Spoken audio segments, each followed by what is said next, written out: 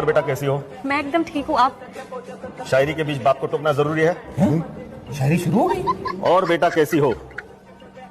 मोम के गुड़िया जैसी हो, झुके नहीं वो चट्टान हो, शाहरुख खान की पठान हो। मजा नहीं आया ना? नहीं भी अच्छी थी, शायरी में बात नहीं बनी, ऑन द टॉप लेके छोड़ दिया। नहीं